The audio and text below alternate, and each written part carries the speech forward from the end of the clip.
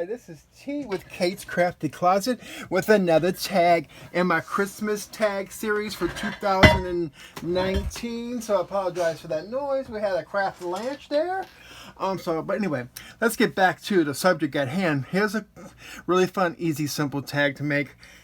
I am like in a rustic Christmas theme this year, kind of like this one. I'm going to do my tree. So a lot of projects you're going to see with ornaments and stuff like that are going to be shaped around that theme because that's just kind of where my head's going this year.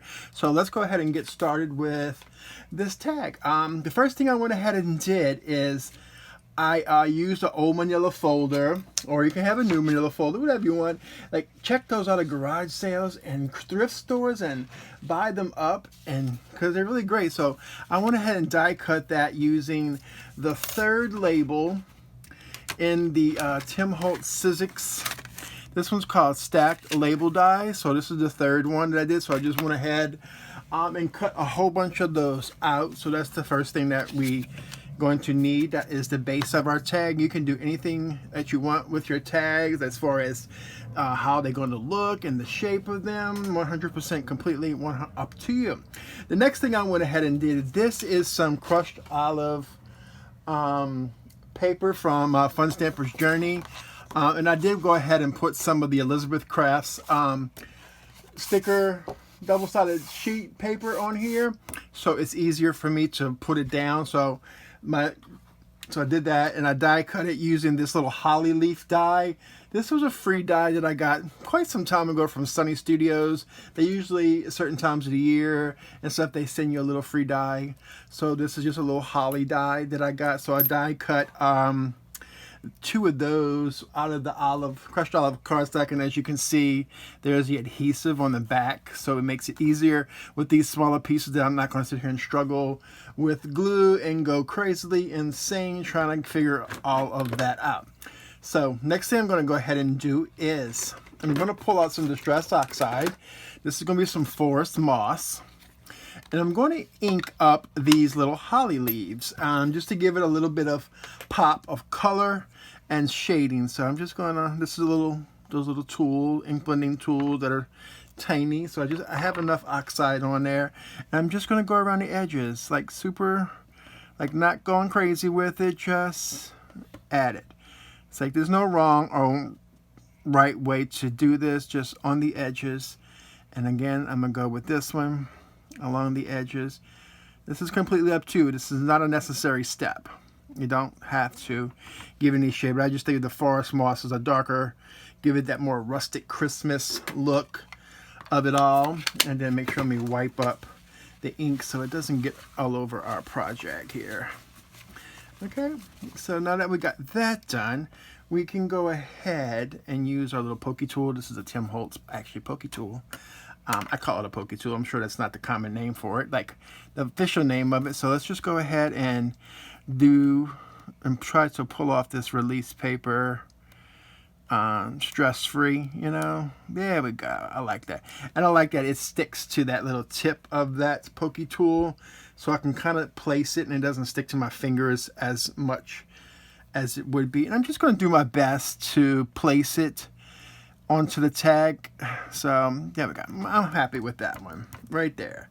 Then we're going to go with our other little holly leaf, and we're going to pull that release paper off. Okay, perfect. Not too much of a struggle like that, but maybe pulling the release paper off is a little bit of a struggle. And then we go, it's stuck to that. I'm just going to kind of go as close as I can to the other one up at the top, just so we have that point there for the berry part of it all. Okay, and I'm okay with that.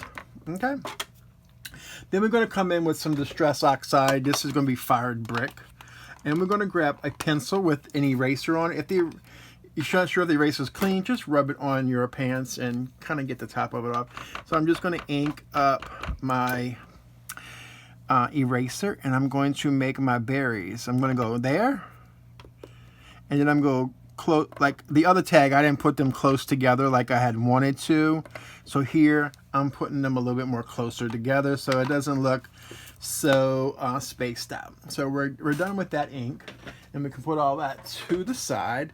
Give that a moment to dry, because I'm going to come back and put a little round circle around the berries just to kind of give it a little bit of dimension. And I may just change my mind after the fact. You never know.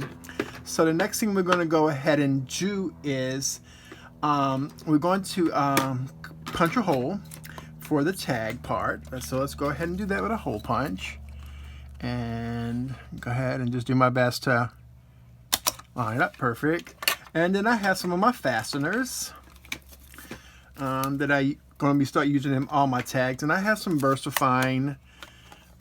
This is called Vintage Sepia.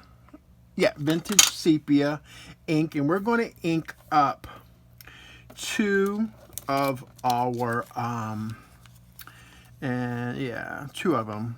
So I may have, okay, there we go. I'll probably do more than 2 anyhow, so this doesn't really make a difference to me when it comes down to all of that. And we're just going to go ahead and ink those up. I'm just going to have to clean off that little dauber that I used with that forest moss onto a scrap sheet of paper over here on the side, which I can use later on in a project if I want to. You know, so don't throw those little scratch pieces away. All right, so I'm just going to go in and grab some of that Vintage Sepia, and we're going to add it to our fasteners here. Yes, you can do it onto the tag, but it's kind of easier on here, to be honest with you, doing it just a little bit easier. So we got that taken care of, and then we're going to go ahead and put those onto our tag, to the front and to the back of our tag, and do the best that we can to get those holes to line up perfectly. And if they don't, I'm okay with that too. So there we go, we got that one. Then we have our other one, and we're going to go ahead and add that one to the back. Not so much as concerned that that lines up perfectly, because it's all good, as they say, right? All good. It's like I'm trying to find my bigger sponge dauber that I just literally had a moment ago, and there it is hiding underneath there. And I'm going to go in and ink the edges of our tag here, and I am going to, off to the side, I'm going to take off some of that color so I don't get harsh lines. And so basically I'm just going to go in, ink our edges up, and I'm okay that the top's a little bit darker. It's Rustic Christmas, so I'm okay with the colors varying. It's like totally okay. And then I'm just going to go in lightly and add a little bit of color up there. And if I have those little marks, I'm okay with that, because to me that's like a rustic Christmas. It's got the, I call it that rust look and like the age look. So I'm okay with harsh lines because it looks weathered, you know. That's just me. Maybe I'm a little outside box thinking, but that's just kind of, I'm okay with that. So we're going to come in with a black pen that is, this is a, I think this one is a Zig Wink of Stella pen, and I'm just going to go ahead and give these berries a little bit of an outline. And it's okay if it doesn't go perfect on there, because I'm not super concerned about that. Okay, the next thing I'm going to go ahead and do is I have a stamp that says Happy Holidays on here.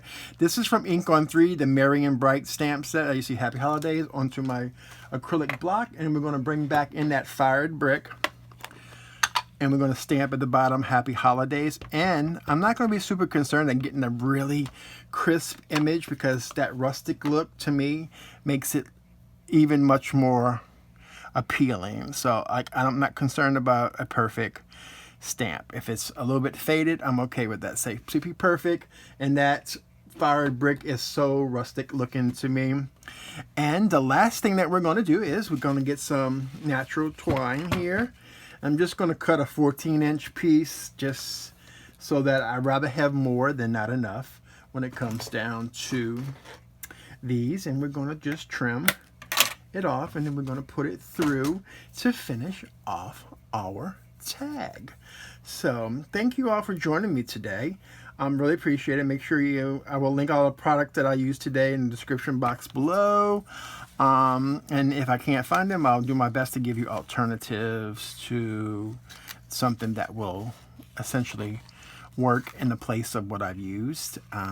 That's the wonderful world of crafting, that we always can find something to replace and substitute things. So I'm just going to pull that through, give it a nice little tug, and that completes the little rustic holly berry Christmas tag for today.